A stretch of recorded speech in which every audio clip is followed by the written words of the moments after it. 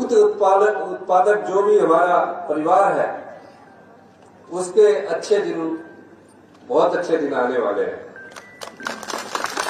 प्राकृतिक खेती वाला जो परिवार है उसके भी बहुत अच्छे दिन आने वाले हैं और ग्रामीण अर्थव्यवस्था को हम मजबूत करना चाहते हैं। हमने सरकारी कर्मचारियों को ओल्ड पेंशन स्कीम दी। ओल्ड पेंशन स्कीम देने के बाद आप बताइए 1,36,000 सरकारी कर्मचारी थे।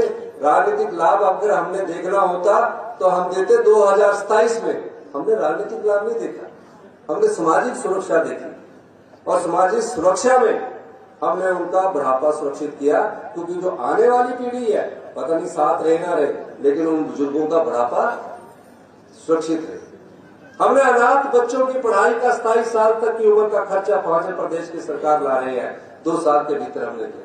विधवाओं की बच्चों की पढ़ाई का पूरा खर्चा, विधवाओं की बच्चों की पढ़ाई का पूरा खर्चा, जो मेडिकल कॉलेज में पढ़ती है, डॉक्टर पढ़ती है या पीजी करती है, वो हिमाचल प्रदेश की सरकार ला रही है।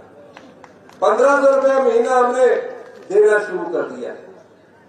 महिलाओं की ताकत को हम मजबूत करना चाहते हैं। पुलिस में भर्ती में हमने 30% महिलाओं के लिए आरक्षण कर दिया। क्यों? क्योंकि प्रदेश में हमारे परिवार की प्रमुख भूमिका में जो परिवार को दिशा देती है, जो परिवार को प्रेरणा देती है, वो महिला होती है। इसलिए हम उनको मजबूती से आगे बढ़ा रहे हैं। इसी तरह कई जगह और हम दिव्यांग बच्चों के लिए आज तक कोई अच्छा स्कूल नहीं है। अपंग बच्चा है उसके लिए कोई अच्छा स्कूल नहीं। हम कंडा घाट में वर्ल्ड क्लास स्कूल बनाने जा रहे हैं, जिसका नींव पत्थर मैं भी जल्दी रखने जा रहा हूं, जहां बच्चों का प्री नर्सरी से लेकर सेकेंडरी तक और उसके बाद कॉलेज तक की पढ़ाई वहां होगी। और किसी दिव्यांग बच्चे के साथ जिसकी माता उसके साथ रहना चाहती है, उसके लिए भी हॉस्टल का निर्माण कंडा घाट में कर रहे हैं। ये सब चीजें हमने अनुभव की है। इन लोगों ने कोई मांग नहीं की थी। मुख्यमंत्री बनने के बाद जब मैंने रिज में ऐतिहासिक मैदान पर शपथ ली, तो एक परंपरा होती है कि आप सचिवालय जाते हैं, सचिवालय में अधिकारी आपको लेखा जोखा देते हैं। मैं वहां नहीं गया। मैं अनाथ बच्चों के आश्रम में गया, बेटियों के आश्रम में गया।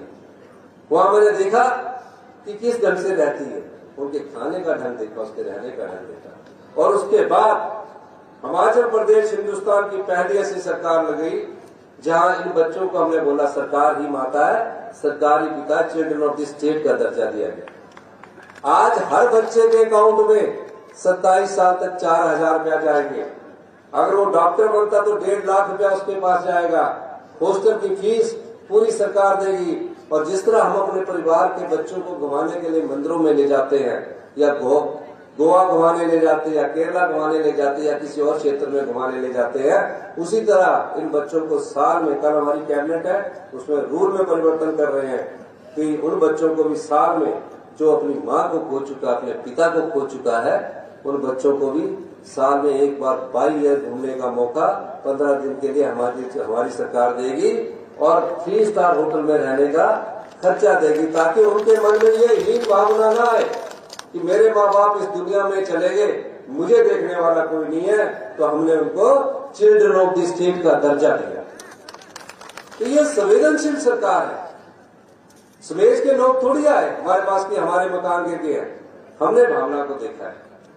तो इसलिए मैं आपसे कहना चाहता हूं, जितने भी दुग्ध उत्पादक हमारे यहाँ आए हैं, आप निश्चिंत रहिए।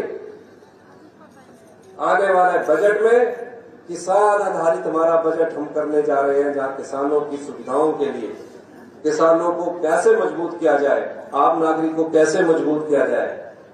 बजट में समाज के सभी वर्गों का ख्याल रखा जाता है, लेकिन किसान आधारित बजट को भी हम प्रस्तुत करने जा रहे हैं। पुलिसकर्मी के 8 रुपए गाइड को नहीं मिलती थी, हमने एकदम बढ़ाकर 1,000 रुपया किया। क्यों किया? क्योंकि जो भ्रष्टाचार के जोर दरवाजे हमने बंद किए, उससे पैसा कमाया।